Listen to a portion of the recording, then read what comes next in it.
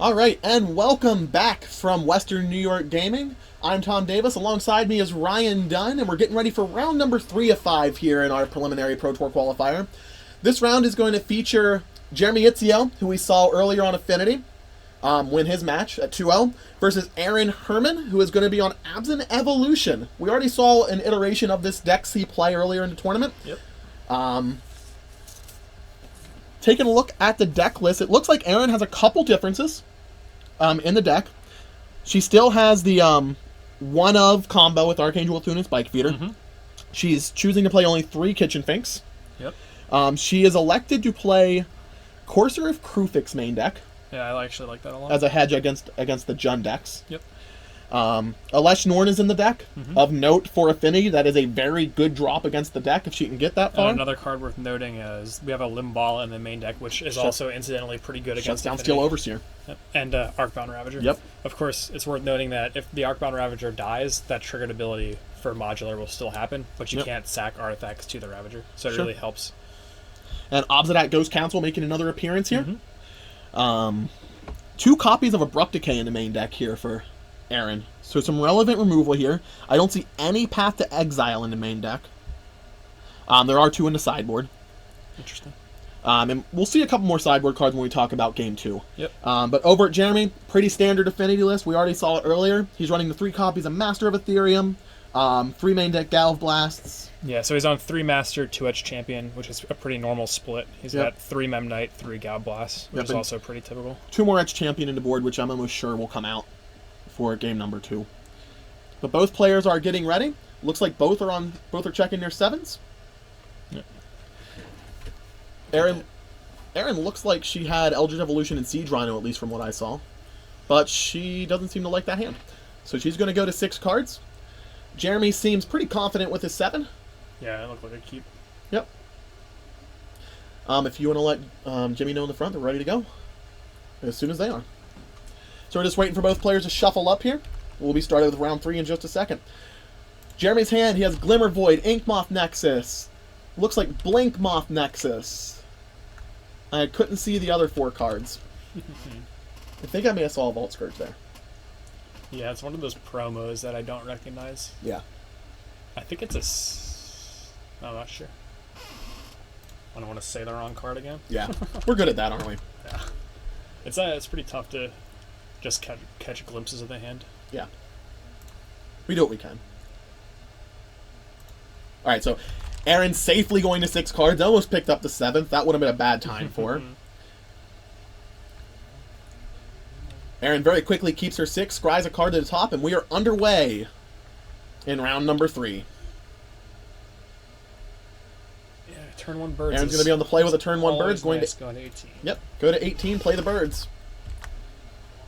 And if Jeremy has a No Gal Blast. no Gal Blast, the bird's going to live. It's a foil birds. Yeah. Very nice. I just got rid of a full foil version of Kiki Court, actually. So it looks like Steel Overseer is the business card this game. I do see the Steel Jeremy. Overseer. Yep. Yeah, it looks like a pretty typical hand. You have a bunch of fast stuff and a payoff card. Yep, there's the Mem Knight, He's Mox Opal. Citadel or a 0 drop short of being able to play that Overseer, though. And I don't know what that card is on the left. Signal Pest. It is a Signal Pest. That might be an Ornithopter, actually. I think you would have played it, though. Yeah, it's a Signal Pest. Yep. Wow, I haven't seen that. I've never seen that art, actually. I've seen it once. Oh, yeah. It looks like Erin hasn't seen it either. Can be whatever you want it to be. Don't let your dreams be dreams. Foreign promos. Oh, yeah. Yeah, so Jeremy wasn't able to utilize that Mox Opal this turn, but... Not quite yet. He'll definitely be able to next turn. Oh, yeah. Well, he could have utilized it, but it wouldn't have been very effective. Well, I mean, he just doesn't have any more 1 mana. It does represent Gal Blast, though, if he does have it. So if that Ink Moth was a Darksteel Citadel, he would have been able to play the Overseer right away. So Erin's going to go to her turn, take another 2 life to play a Godless Shrine here. Are we going to see a Voice of Resurgence? Yep. I'm going to see the Voice of Resurgence from Erin. I like that play. Erin's going to go to 16 again. I think he just passed a turn back. Jeremy on the draw picks up a copy of the Vault Scourge. Yeah, as a Vault Scourge. Yep. It's the promo as well. So having a Mem Knight instead of a Thopter is a little bit unfortunate right now because with that voice there, Yeah, the ground's a it's little an effective clogged up, blocker. so taking to the air against this hand would definitely be the way to go. Yep. Fortunately, there's 2 man lands in play. So I'm guessing this turn we're going to see an Overseer and a Vault Scourge. I would not be surprised in this And slightest. then probably no attack. Though an attack is a little reasonable. But that Mem Knight's It'll going to be get far more reasonable big next fast, right? turn. Yep. I don't know what language that Steel Overseer is, but it's certainly not English. Yeah, I don't think Steel Overseer has 3 words in it. Overseer of Steel, come on. Yeah. So the attack's going to come in with Signal Pest and Mem Knight. So Do you think Erin blocks here? I don't think so, because she has an evolution in hand, right? Yeah. You can So I get think a lot of value off a voice with an Yeah. Eldritch Evolution. And obviously the token doesn't Yep. have a converted mana cost. Oh, it has CMC is 0. Yep, so Erin's going to take the 2 and go to 14 here. Yep. I think that's actually a good attack. I think so as well. He guarantees the 2 damage. Yeah, and the trade is perfectly fine too. Yeah, of course. Especially at this stage of the game. Erin's going to play a Windswept Teeth and crack it immediately. Take her to at least 13. That's rough taking this much damage off the lands. It's sometimes unavoidable with this I think she has to get a basic forest here. I would yeah. hope so, yeah. Yep, there's nice art on the basic forest. I approve. Yeah, it's just funny having both shock lands in hand and Yeah. needing to curve out with them. I mean, it's a necessary evil with this deck. Mm-hmm. Again, Modern, you can smooth out your mana bases, but it does come at a cost. We might be seeing some fast lands soon, though. Voice coming through with the attack. Yeah, I think that means we're going to see it get sacrificed here, right? Yep. I think it was safe to attack that. I don't think he's going to give up a Steel Overseer for it. And there's the Eldritch Evolution. He's going to sack the Voice of Resurgence, and that's going to enable Erin to get any 4, 3, 2, 1, or 0 drop in her deck. So normally we'd see Kian Piran Nalar here if it was the Kian red Piran? version. Yeah, sorry. Yeah, all right. Um, I'm fairly certain we're going to see a Linvala to shut down the Steel Overseer.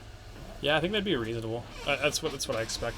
Oh, Pontiff. Pontiff! I didn't see that in the main. I mean, Orza Pontiff in the main is as a standby of this deck, so we should have known that. But this is brutal. This might just end the game right here. Because that's going to knock out everything. Yeah, it's gonna against the Steel Overseer draws. Pontiff is so good. And bye metal. Oh man, that hurts to That watch. was brutal.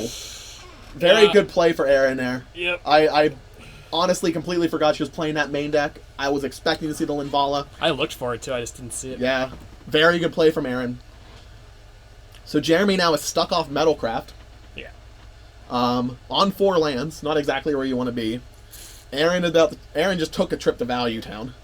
Yeah, And then that hand was going to be so good. Another thing with Orzhov Pontiff in this style deck, if you Eldritch Evolution out the Pontiff, you get a 5-drop and you get to haunt something. Yep. So with the Viscerous or Malira combo versions of the deck, it's really easy to play a Pontiff, sack the Pontiff, and sack the thing you haunt. Exactly. Or haunt something that's already about to die. Yep. With the first trigger on the stack. So you can just get a -2/-2 on your opponent's creatures really easily. Yep. Jeremy's stuck with a Glimmer Void in hand. Forced to play that far less effective Cranial Plating now. Yeah, the cranial plating is still representing like 5 damage, which is pretty nice. But she does have the bird as a blocker. Yeah. But with the elemental token, she's going to be able to close the game out really fast. Kitchen Fink's the play from Erin here. Yeah. Going to go to 15. And that's kind of exactly what you need It's to what swing she the race. needs. Right. It's a good attacker, pumps the elemental, gains life. It's really good. 4, 5. Erin crashing in for 5 damage here.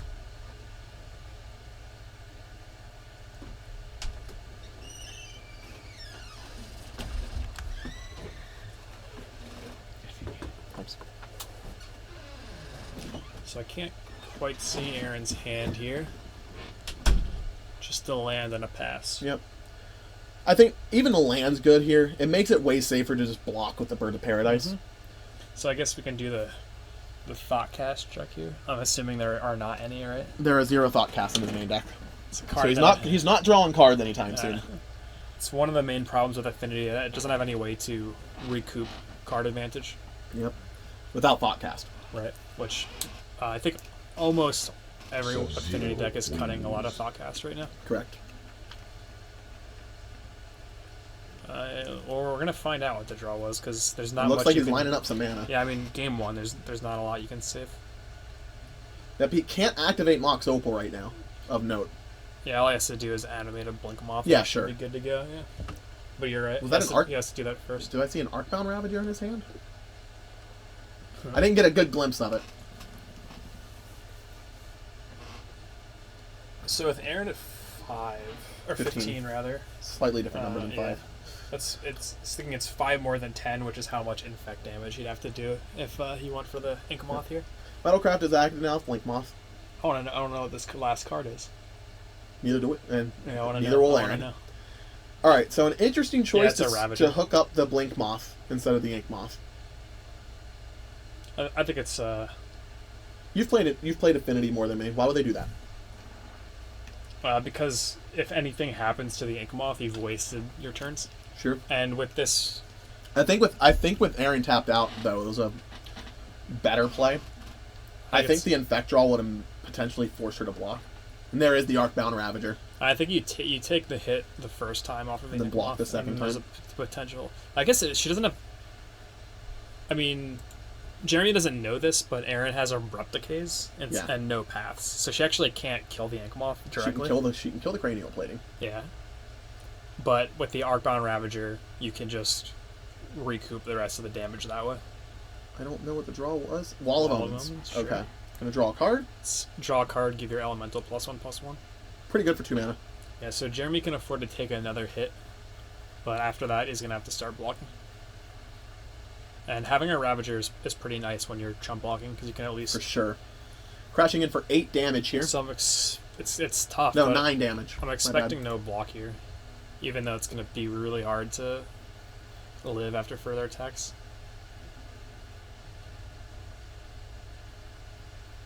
And Erin's at 12. Erin is at 12. Because she accepted the attack. Yeah, I don't know. I think playing the Arcbound Ravager second main phase might have been a misstep. I agree. I'm not sure if it would have appreciably changed her decision. So what is Jeremy at now? He took 1, 2, 3, 4, 5. He's at 2, I believe. 6, 7, 8, 9. He's at 2. Yeah, he's either at 2 or 3. I think he's at 2. Yep. He took 9 off that crack and he was at 11. So Mem Knight wasn't actually that bad of a draw. No, good blocker. Erin has 1/1s block 5/5s. Has a lot of lethal threats here. Jeremy a little worried about the haunt coming back to haunt him though. So you can take 1 more damage off the Pontiff. And exactly 1. Yeah. And yeah, so he has to block the Finks and the Elemental. And he has the blockers for it and the Ravager. He can also throw Manlands in front of it. Yep. Erin representing Abrupt Decay here. So I think what Jeremy's looking to do here is force that Birds of Paradise to block while still maintaining enough blockers to survive, For sure. and also try to modular the Arcbound Ravager's counters onto one of his manlands. All right, no attack.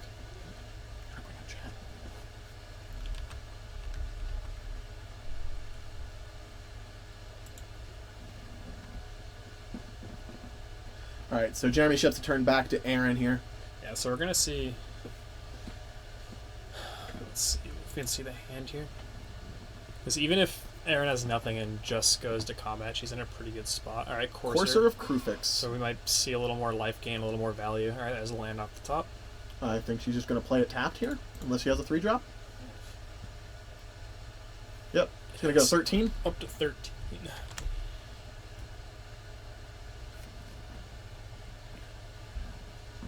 Voice is now at 6/6.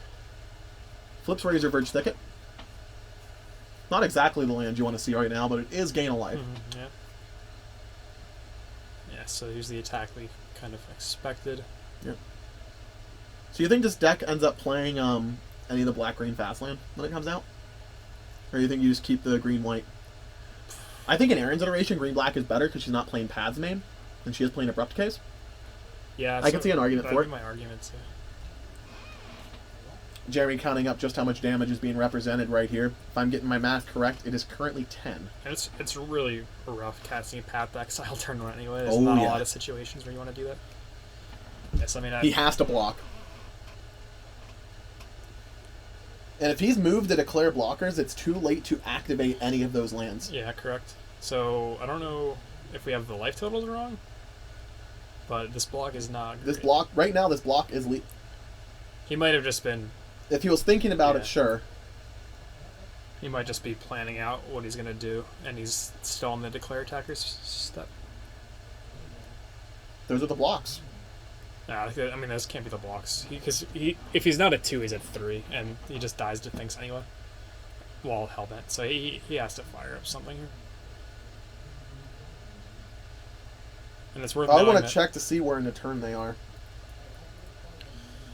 And it's worth noting that there's no way that Jeremy's going to be able to string together lethal next turn, unless he potentially has like another plating off the top.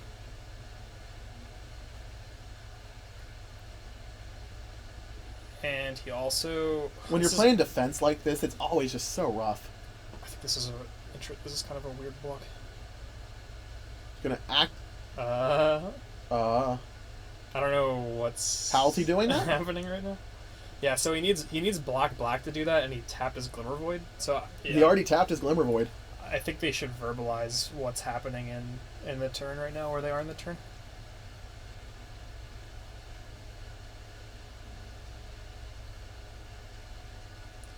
So Jeremy's managed to find a couple ways that he can block and then die.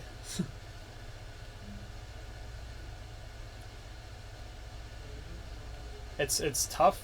So it's pretty easy finding a way to survive the turn. It's pretty tough finding a way to set up lethal over the next couple of turns without dying. Alright, so he looks like they're letting Jeremy just kind of walk through what he wants to do while then executing it. I assume these are the final blocks if we're this far into the process. He has to be pretty careful about... he has to be a little careful about letting the Orzhov Pontiff die, because if Erin has a way to sack, it could be problematic, but it's pretty likely that... Oh, okay. He wants to get rid of the Elemental. Sure, so the equip... Well, I mean, the Elemental is going to die. Yeah. Okay, so Jeremy's taking 0, the Finks is not going to resist, and he now has a 5/5 Inkmoth Nexus, but he is very dead next turn, and that should not persist, right? It should. Having -1/-1 counters on it will still persist. Why do you think it shouldn't? Because that's how persist works, right? If it doesn't have a minus, if it persists if it doesn't have a -1/-1 counter, right? Bring up persist. That you might be correct. It doesn't matter. It doesn't matter. But I'm pretty sure that Kitchen Finks is not supposed to persist. Yeah. So he might make a couple comments to the I'm gonna check. floor judges on that one. It's fine. Yeah, I think realistically, Jeremy didn't have a way to claw back into that game just by having a 5/5 Inkmoth, because he can use the Inkmoth. If he wants to attack with it, he can't use it as a blocker, obviously. And then he still is facing down multiple lethal threats. Yep. But if he had a Thoughtcast, he could have changed If together. he had Thoughtcast. Just saying. Oh yeah, but so that Pontiff was brutal. That's really what changed the game. So out of the Abzan Evolution deck, the cards we're probably going to see come in are Stony Silence, Sure. Ghostly Prison, and of course Kataki, which you can tutor up with Eldritch Evolution, even if you're sacking a token, because it's only a 2-drop. Yeah. It's far better to do it with Eldritch Evolution. Oh, this is a really hateful sideboard. So we're also going to see that Kastali Pride Mage come in, which is really normal. There's also a Fracturing Gust. Wow. Which... Let's bring up Fracturing Gust. So, Affinity players should know what this card does already. But they probably don't like to know what this card does, but they know what it does. And sometimes you don't even really care what it does, because you can't beat it anyway. So this is Fracturing Gust. So 5 mana instant, 2 green-white, to destroy all artifacts and enchantments. So it even gets around the Gurafad Aether Grid versions of this deck. Kills Gearper Aether Grid, which, by the way, Gearper Aether Grid will be coming in this matchup as well. Oh yeah. But yeah, so you basically lose your whole board, and your opponent gains a whole lot of life. So which is exactly what Affinity doesn't want you to do. Unless you're about to kill them with an Inkmoth Nexus, you're probably not going to win the sure. game. Yeah, no, it's not great. Very hateful sideboard. So is there anything I missed here? Path. Yeah, right. All the paths are... The two paths are definitely coming in. I could see an argument for bringing in Malira. It's much more medium than the other cards, but it does shut off Inkmoth Nexus. I don't like it, because I don't think you're realistically ever tutoring it up. And sure. I mean, if there's I think there are better cards in the deck. If there's a bad card in the main deck, I could see cutting, but most of the main deck is tight. Yep. I could see an argument to take out the... Because there's already 7 cards coming in, right? Yeah. 1, 2, 3, 4... I would... 5, 6, I would almost take out Alesh Norn in this matchup just because it's too slow. Yeah, you need to... It's good against Affinity, but you have to get there. Yeah, I mean, realistically, the best way to get there is with a double Eldritch Evolution draw, but a lot of the time you can just combo. Yep. Speaking of the combo, that's another thing that you could shave in this matchup, because cards like Spike Feeder are pretty lackluster as a threat.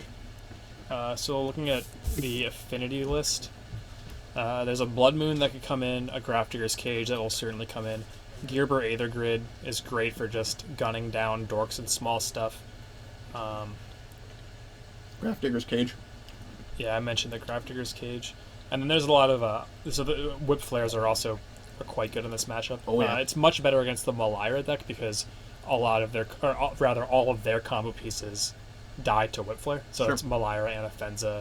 I mean, Kitchen thinks sort of. I think Thoughtseize will probably come in as well, especially on the play. Yeah, Thoughtseize is what I was going to mention as kind of an optional include. Mm-hmm. And, Edge Champions are also great at just punching through. It's a little... one of the... Edge Champion's still quite good in this matchup, though one of the downsides is that the Abzan Evolution deck has a lot of artifact removal, like more than you might expect out of like a Fairish deck. This is where you see more than you'd expect out of a creature deck. And so if you can kill a Cranial Plating, it really neuters what Edge Champion can do.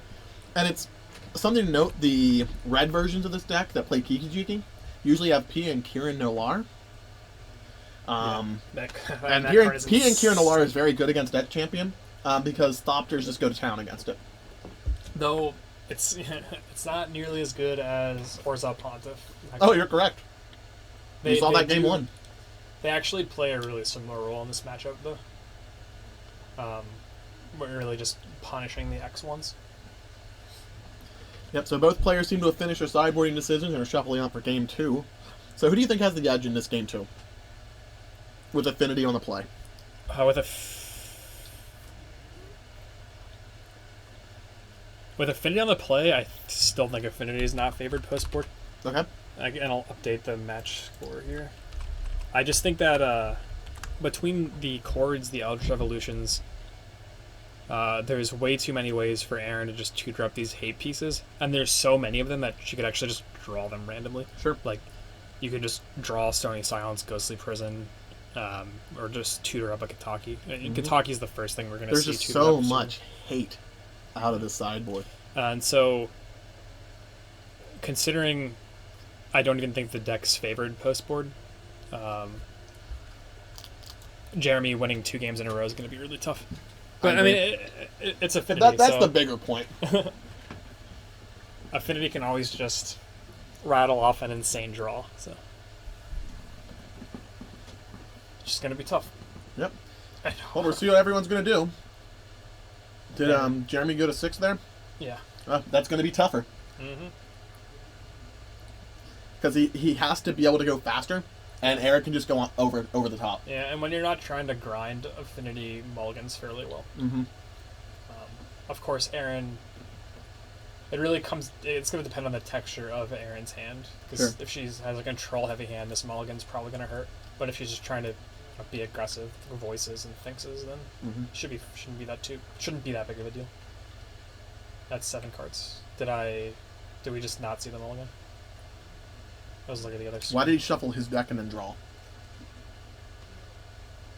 We just took a really long time to shuffle. Sure, I guess.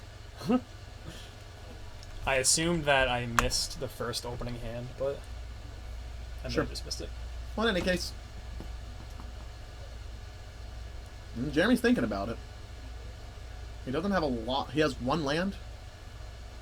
It's funny. So everything I said about affinity mulliganing is still true. It's just not relevant.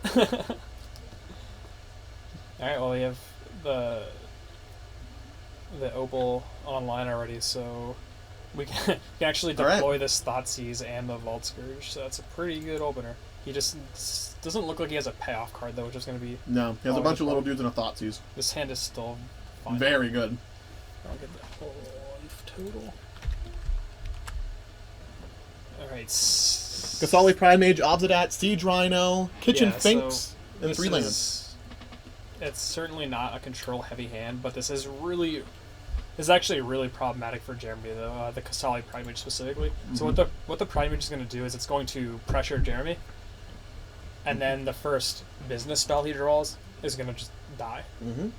So if he draws a Plating or a Master... The advantage for Jeremy here is that Erin doesn't have any accelerants, so she has to play everything fair. So this hand is slow, but I think it's still very effective. Pretty good, yeah. Basically, it's slow, but it doesn't look like, based off of Jeremy's hand, that she's going to get punished for it. Well, he's considering Kasali Primage versus Obsidat. I think you have to take. You have to take Kasali Primage here, because that's the thing that makes the hand good, right? Yeah. Kasali Primage is a choice. Ghost Dad will stay in the hand, and what's good for Erin is if she gets to that 4th mana. And even at the 3rd mana, she's going to start gaining life. She just has 5 points of direct life gain, plus another 2 if it persists. Looks like Erin's in a pretty good spot. Yeah, so when she was considering keeping the hand, I don't know how worried you'd be about Thoughtseize, but I mean the hand certainly falls apart in the face of a Thoughtseize. It loses its oomph. I think Kasali Primage was a lot of the reason to keep it. Yeah, it's because the hand's not good against Thoughtseize, and the hand's not good against a very fast draw. So, Duo 20, yes, abs in one game. Yeah, 1. I think I flipped the thing. Thank you. Thank you.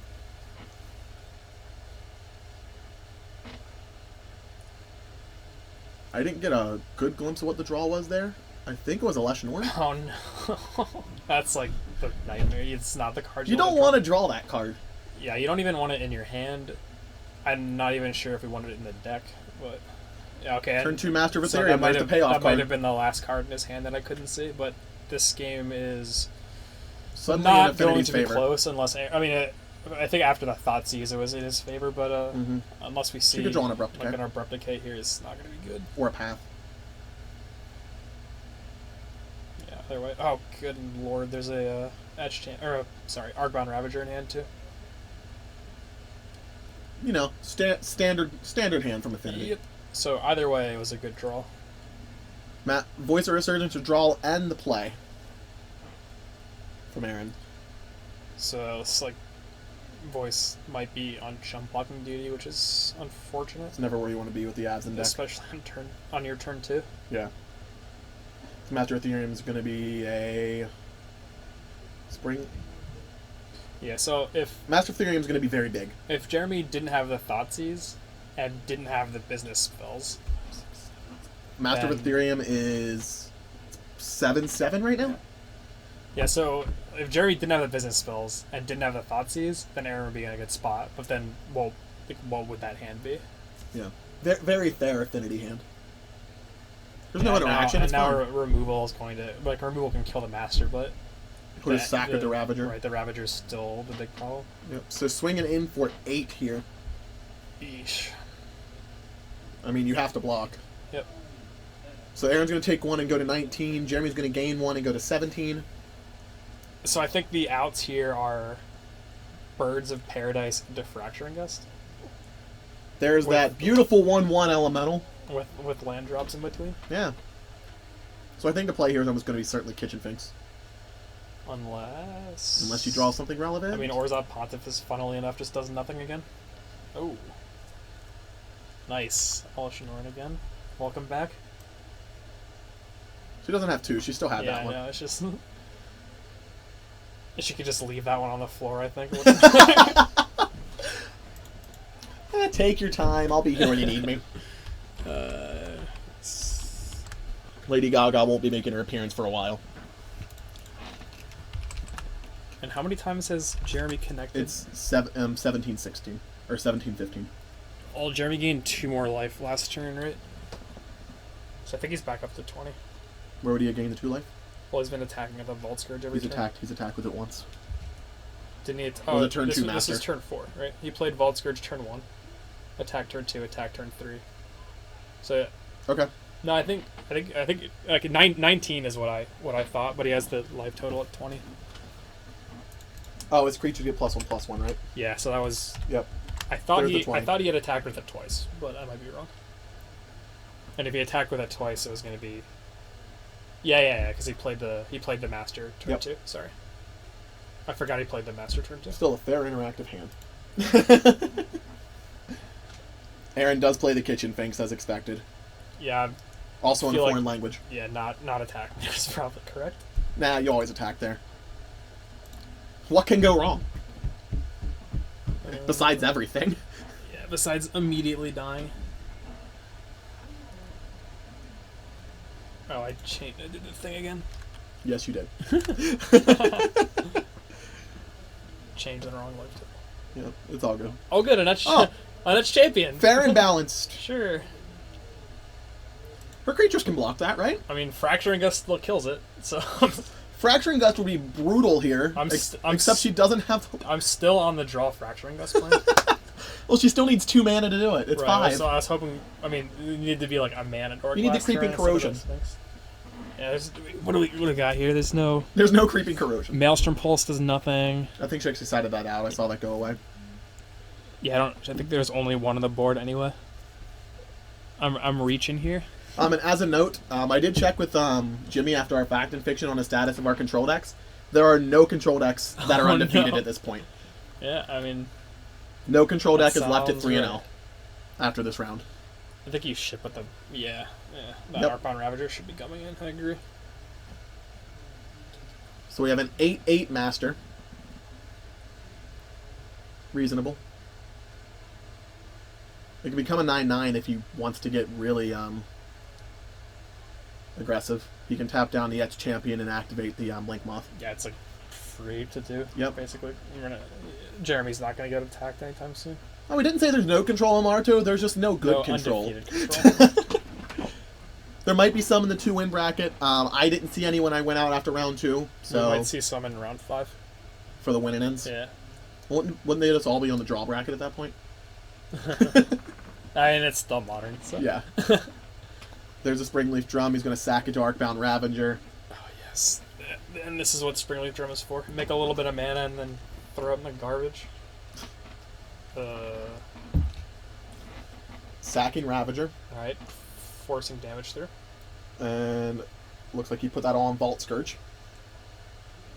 So the benefit of that is he gets a lot of damage. He gets more damage in this turn and doesn't persist to Kitchen Finks. He loses 1 resource off of this, and ends up gaining 4 life in the process and knocking Erin down to 13. Yeah, there's ways this can go wrong. There are. So not many, but there are. 5 total, 1 from the Master too. Yep. So the conservative line is to just keep the Ravager around, but he's taking a more aggressive line instead. There's also... Well, knowing what was in Erin's hand from the Thoughtseize, I think that's the right line to take. Yeah, I mean, there's a lot of draws we haven't seen. Like a basic forest. No, there's pros and cons. So I think we play the Siege Rhino here. Yeah. Counting up the mana. Yep. 4 confirmed. There is Siege Rhino. That'll swing the life totals to 17 to 15.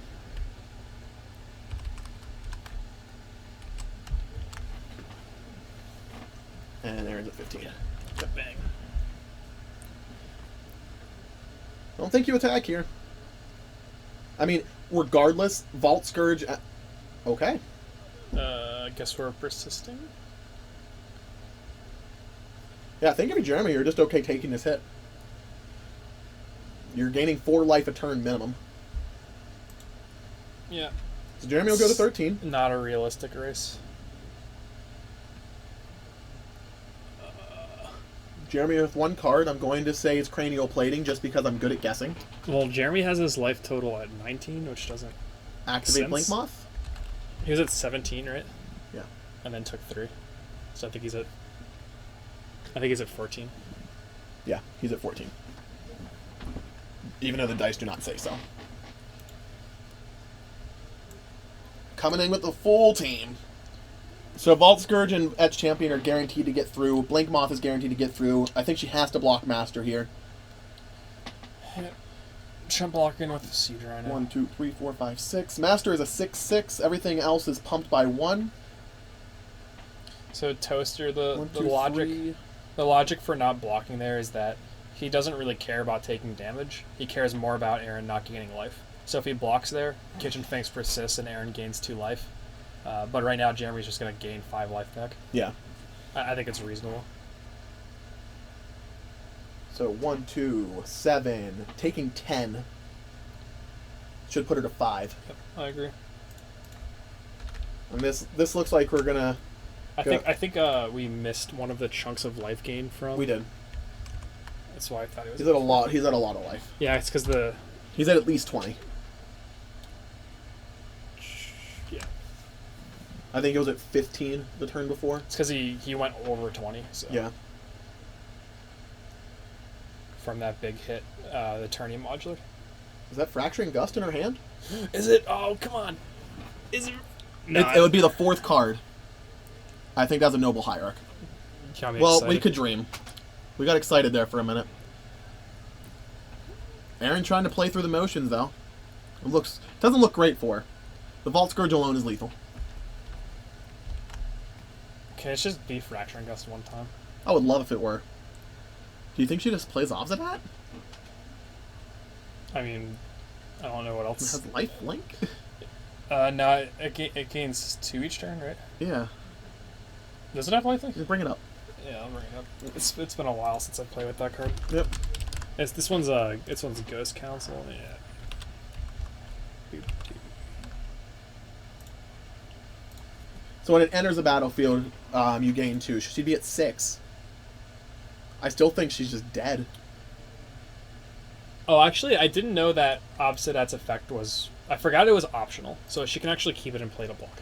Yep. For some reason, I thought it was mandatory. I think she's still just dead at this point, correct? Vault Scourge and Etch Champion still get through. Yeah. And that's 5, 6, 7, 8 damage. And there's also the Blink Moth, just to add to it.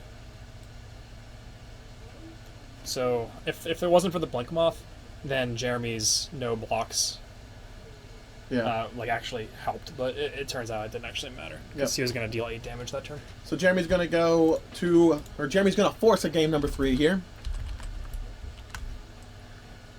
As he wins game number 2 over Erin Herman on Absent Evolution. Yeah, I think Erin's major mistake that game was not drawing Fracturing Gust on turn 5. I mean, just draw it. Yeah, I think that was the correct Isn't that how all Eldritch Evolution decks play? I'm sure Jeff Hooglin agrees. Just draw it. Tells me it all the Is there a time. Fracturing Gust that we can tutor with Court of Calling? No. Damn.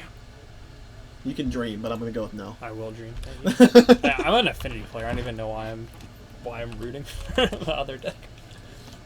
Because the other deck actually is... They're talking about persist, I guarantee it. Well, yeah, I told him to advise her. Mm-hmm. Yeah, like, it's good that she knows that, so she doesn't get a penalty off of it for no reason. Yeah. I think that ends up being a warning for both players, right? It's just a game state. If the head judge chooses to enforce that warning from game 1, yes. Mm-hmm. It will be a warning for both players. Yeah, Codester is talking about Kataki, which is obviously the go-to core target for this. Yep. It's Although I no like Fracturing Eldritch Gust, but Evolutioning for it more. Yeah, Because it comes out way quicker. But it is a good core target. You really do want it on. You want it on turn 2. As early as possible, because the biggest thing it does is constrain their mana. Like, I would get rid of a Birds of Paradise to bring that card out. Yeah. Even the worst Katakis still constrain their mana. Oh, yeah. At best, it constrains their mana, and they have to just get rid of some Memnites and Thopters and whatnot. At worst, it's a creature that makes you, reduce your resources. Mm-hmm. A lot of times, if you have it on turn 4 or 5, you might actually just be dead the next turn. Yeah. Because they I've still seen have the Affinity decks opportunity just to fold to develop it. their resources. Because at some point, Affinity doesn't even have anything to spend their mana on other than animating manlands and stuff. So at that the point, earlier Kataki's Kataki really comes doing out, anything. it's better. Of course. Yep. So where do you feel Affinity is positioned right now in the meta with all these fast decks? I'm trying to think of. So what's popped up more recently besides Ban Eldrazi? Like Suicide. Infect. Death Shadow's aggro has been making a big uptick ever since Brad Nelson started playing it more popularly. Abzan. Not the evolution version, but just straight Abzan. I think Affinity has a poor matchup against a lot of the Abzan variants. Sure. It has a decent matchup against Suicide Zoo, but a bad matchup against Infect. Yeah. Burn is like 50-50. Seems non-existent. It's it's quite favored for Affinity, but that matchup seems to be on the downtick. So I mean, my gut instinct is that Affinity is actually slightly poorly positioned compared to usual. Sure.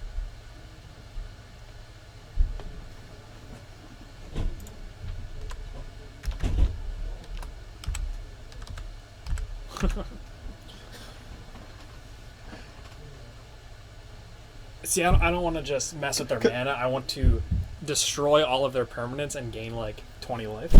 Codester, I'd like to point out some sage logic from the modern universe, and that is that being technically correct is the best kind of being correct. I'll take like a Realm Razor that exiles artifacts instead of lands. Yeah. I'll take Ways to Kill Affinity for $200. All right, so both players getting ready to check out their hands. I see a Galv Blast or a Whip Flare out of Jeremy. So the new set, Kaladesh, it's like all an artifact deck, and their power source is Aether, right? That's what they use. Yep. And so the next set is Aether Revolt, where it's going to be like a Machine Uprising or something, is my prediction. I like it. So if there's a Machine Uprising, then there should be a card that like wraths artifacts, right? But it has to be better than the ones that already I was just going to say exist. March of the Machines. Yeah, I mean, That'd be a flavor win for a That's actually reprint. probably a reasonable reprint to see. Yeah. It's got to be great. So is for Erin on Judge 6 Pulse. or 7? Looks like 6. I mean, I was wrong the last time, but I haven't seen her look at an opening hand yet, so yes. Erin, taking a look at the top card, has kept her 6. Oh, man. And she started the game at 6 life, too. That's going to be really problematic. I know. Against Affinity. Against Affinity, too. Alright, to the bottom. To the bottom we go, and to game 3 we go. The old handshake and wait. For a second there, I thought Erin wasn't going to extend a hand. No, it's because she mulliganed, so he knows he's going to win the match. Oh, okay. Shake hands now. I'm just kidding. Okay. Good game. So who do you think's favored in game 3, Ryan? Well... Ooh, Rafflecopter into Vault Scourge. Oh, come on. Do you have a Mox Opal? Yeah. No Mox Opal. He does have Whip Flare. Yeah. Well, fortunately, Erin doesn't have any 1-drop anyway, so... Yet. The Whip Flare is a little mitigated. Spike Feeder off the top for Erin here on turn 2. Spike Feeder is unfortunately not a very good card by itself. No, it requires the combo to be great. And that combo is very good in this matchup. Alright, so which 2-drop is coming down here? A Wall of Omens, right? Most likely. Probably Basic Plains, Wall of Omens. Yep. Into Fracturing Gust? Because that's how that works. Wall of Omens taps for 3 mana, right? It should. Okay. I mean, Wall of Roots taps for like 4 mana in Sometimes. the core deck. Yeah. It's a good Black Lotus. Yeah. It's better. It makes 4 mana in one turn cycle. And it blocks. Oh, man. There's the Wall of Omens. What do we got? Draw the card off a Wall of Omens. We don't know. Did Nope, she even look at the card? You just put it face down and then figure out what it was later because it doesn't matter yet, right? That does look like Fracturing Gust. I think that's a Gavney Township. It's Fracturing Gust every time. No, there's... Oh, wait, the second card from the left? Yeah. You're saying it? That actually might be Fracturing. I don't actually know what the card looks like because every time somebody casts it against me, I just black out. What is this, Pokemon, where you lose your battle and it says Ash blacked out? That's a good lesson to teach kids. Hey, if you lose your battles, just black out. We'll feel bad. What? Ooh, Eldritch Evolution. That's good. Okay. Good draw. I'm just going to see the Spike Feeder here. Yep. So Erin's close to being able to combo. Yep. What's this do? It feeds spikes. I don't know if everybody's familiar with this one yet. It's like Which one, Spike Feeder? the older combo piece. Yeah. But it wasn't that popular for a while. So, to look at what Fracturing Gust actually looks like outside of From the Vault, it's from Shadowmoor. It is a rare. I pull it. I think And it looks like a bunch of twigs being snapped. Yeah, and so Spike Feeder is basically a 3-mana bear that can gain you 4 life in a lot of matchups. Yep. The relevant part is that it combos with Archangel of Thune, so you remove a counter, gain life, all your creatures get counters, repeat, gain infinite life, all your creatures are arbitrarily big. Yep. Another side point is that you can move counters from it onto other creatures, so if you have a 2/1 Kitchen Finks, you can wipe out the counter and let it persist again. Yep. But yeah, I mean, it's really in there for the combo. Well, Erin's certainly in a better spot this game. Jeremy doesn't quite have the nut draw that he had in game 1. Yeah, so that he did get the Master. Ethereum plus the fetch land puts her to... And so I believe... There's Kitchen Finks. Erin will go to 17. So, yeah, 1 turn away from the combo for Erin. Yep. All Erin has to do... is survive. Well, I guess... Do you think the Whip Flare comes in here?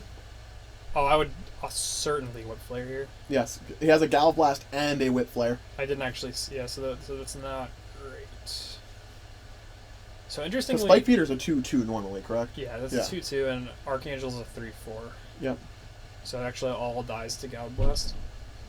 And it's also worth noting that even if Jeremy didn't have any of those, I don't think Erin would be able to actually kill Jeremy next turn, because he would have to... The Spike Feeder doesn't get arbitrarily large, and the Kitchen Finks will be summoning sick, and the wall can't attack. So Jeremy's leaning on his Gal Blast here to do a Spike Feeder. That's reasonable. Yep. Looks like a large attack. Erin's going to send the Wall of Omens in the Master. And take 3, right? Yep. Going to take 3 damage. Down to 12.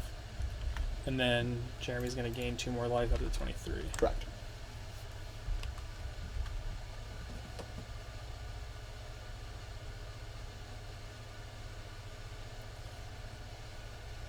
Erin's probably going to go for the winning line here. Yeah, I don't... Only to be met with a... I think she's under too much pressure to be worried about this Gal Blast. Well, yep. So... What's interesting here is... Come on. I think what the correct play here is you 5 mana? You go for the Archangel, and then you wait. Yeah. Eldritch Evolution sacking Finks will persist. Because she doesn't have lethal anyway. That the Kitchen Finks needs to persist first. Yep, there it is. Yeah, it's funny if you could, like, stack... Oh, sorry. Yeah, it's 14. Yeah, if you have the option to stack the triggers a different way, you would want the Archangel in play, obviously, but that's just not how it works. Yep. So Erin should likely pass turn right here, because she can't attack with any of these creatures anyway. So, and if she pulls the trigger on Spike Feeder, if he Galvanic Blasts here now that Archangel was in play, can he just go Infinite Response? Yeah, Erin can go Infinite Response if he pulls the trigger on the Gal Blast. Okay, yeah, so I think he has to pull the trigger on the Gal Blast right now. Yep. So I think Erin should have waited on this. Well, she can do it again. Yeah, but then the Spike Feeder would die. She still will do it. That's a good point. Because you go after... So on this board, you have to go after the Spike Feeder, right? Yes, absolutely.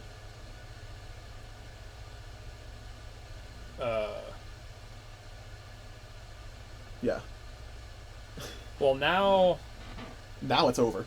Now he let it happen. He can still hit the Spike Feeder now, even though he can. She demonstrated the combo once. So it looks like Jeremy wasn't familiar with this combo, so we're gonna have to see if he can figure out how to interrupt it. What's kind of funny is that now he doesn't even have the option to kill the Archangel, so he can't get that wrong. The only thing he can actually kill is the Spike Feeder, which is how you stop this combo at this point. So he's going to go after the Spike Feeder. After a few activations. Yeah, Erin will get some extra value off of that. So now we're going to see 2 counters pop up, right? Because there was 1 Spike Feeder activation on the stack. Yep. Wait, what? Well, she removed a counter and put a Spike Feeder activation on the stack, and then Jeremy responded. Well, they're rewinding. Interesting. Why are they rewinding the game state? Well, she I mean, she announced how many times she was going to execute the combo. Oh, 10 billion was said. They're rewinding. Right, so if you say, I'm going to do this 10 billion times, Yeah. the opponent's allowed to say, okay, after the first one, I'm going to stop you.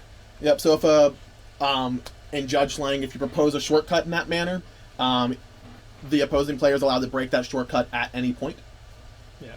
So. But she very clearly demonstrated, she got through the first iteration of it, so that Archangel is a 4-5 right now.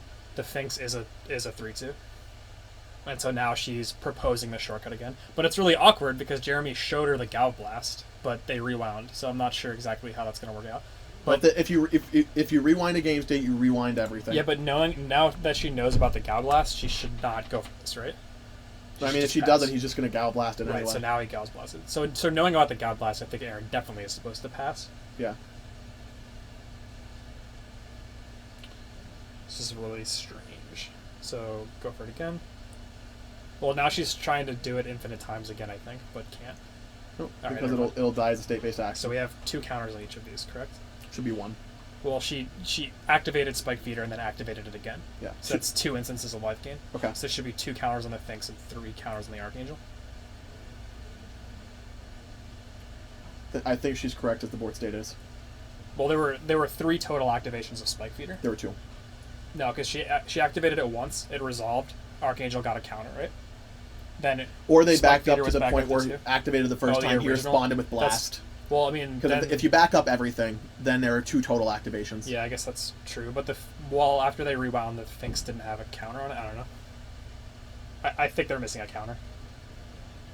Obviously, we don't know what the players say. I think our head judge Joe Steet is trying to figure that out right now. So Tom and I are like arguing about what the board state should be, but we don't know what the players actually said. So yeah, we're just trying to guess of what they actually communicate with each other. We have a table spotter out in the front, just letting us know what was going on. The game state got rewound because of the proposed shortcut, but otherwise we don't really know what was said. So I think 22 is likely. 22 is a possible life total for that to be, so that's fine.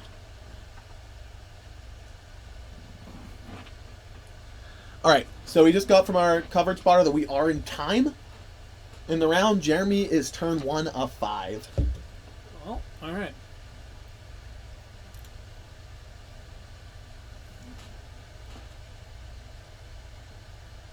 Probably could have gotten a few extra turns if they sequenced that kitchen Sphinx properly, but I don't understand why the Sphinx doesn't have counters on it. I don't either. Yeah, the Sphinx should be a 5-4, I believe, because it started as a 2-1 and then just got 3 counters on it. Oh, she attacked, right? Is that what happened? She attacked Sphinx. Edge Champion did block. It came back. Persisted. Life gain happened. Okay, the counter was taken off. I guess the board state resulted in the Sphinx having... With the persist trigger happening? Yeah, I got that. The 2 life is gained, yeah. But I thought that the Archangel was supposed to have 3 counters on it before combat, which would put it up to 4. But I guess it was 2 and 2 I and think 1 it was still 2 and 1 somehow. I think there were just some unclear player communication that happened this match. Well, there was a lot of unclear communication. There was a huge backup. So I apologize for getting the board state wrong. Well, we weren't the only ones who got the board state wrong. And we're about 50 feet away from the match. Yeah, so Codester, I think what they established is they rewound to the point where there was just the Archangel and the 2-1 Sphinx with no counters on them, no +1/+1 counters, and then Erin went for 2 activations.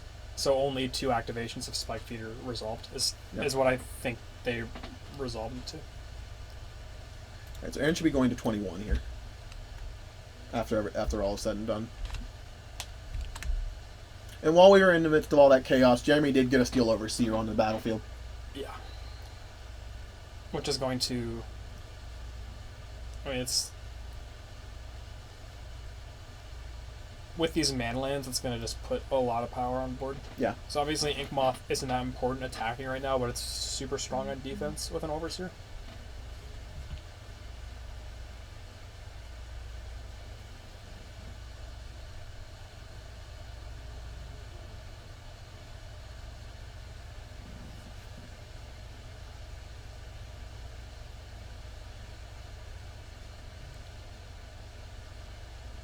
So I believe this is...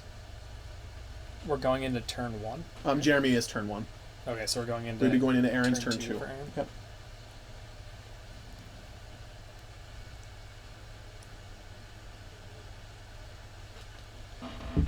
Yeah, unfortunately, Codester, this is not Malire Company, so that combo is not in the deck. Yep, this just adds in value. She can get another Spike Feeder. Siege Rhino. Trigger life gain. Please put a white die on Kitchen Finks. Oh no, there's not even another Spike Feeder in the main. Yep. So it has to be Eternal Witness to get it back. Yep. But I mean, that's Erin's going to go back to, I think, 23? Yeah, so Erin's going to need 1 more mana if she wants to combo.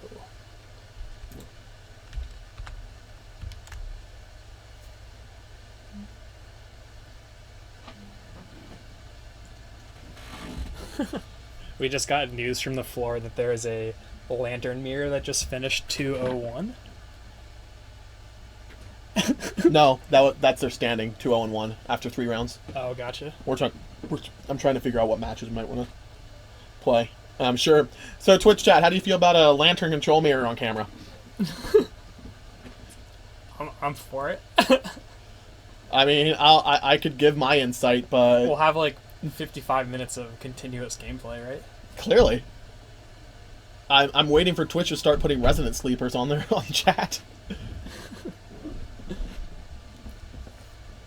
Murder me. It looks like there's an overwhelming consensus that they want to see that it. we should have the mirror match. They definitely want to see the mirror match. Angel does have 6 counters.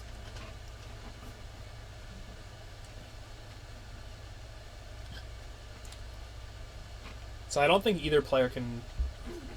So on board, neither player has the win. And Jeremy has 2 turns left. Or no, yes. Jeremy has 2 turns left. So Jeremy might be able... He can try to string together an Inkmoth kill, holding the Archangel back on defense. Yeah. But he's still going to need a Cranial Plating or an Arcbound Ravager to finish it. And unless he has the plating this turn, it's not going to be enough. Yeah, with both players above 20 life at this point, it's hard either way. I mean, on the Inkmoth, it's different. If he has a Ravager, this is lethal. If he has a Or Ravager. plating. I mean, he's doing the math as if he has a Ravager, right? Animate. Ravager? Plating. Plating? Okay, that's lethal, right? 1, 2, 3, 4, 5, She doesn't have 6, flyer. 7, 8, 9, 10. Yep, that's lethal. I think it's 1 over because of the master, but I just counted 10 and that's good enough for me. And there it is. Jeremy with the clutch cranial plating will take him to 3-0 and likely a spot in our top 8 today. I think if he had that plating 1 turn later, it wasn't going to be enough. Yeah. I mean, assuming she didn't, like if he hit with the plating, if he hit with the Inkmoth once, then it would force Erin to lead back with you. And Erin's going to drop to 2-1 and still fight for a place in top 8. Yep. So that should be roughly the last match in round 3. So we're going to take a quick commercial break. We're going to get a drink, and we will be right back with the start of round 4 right after this.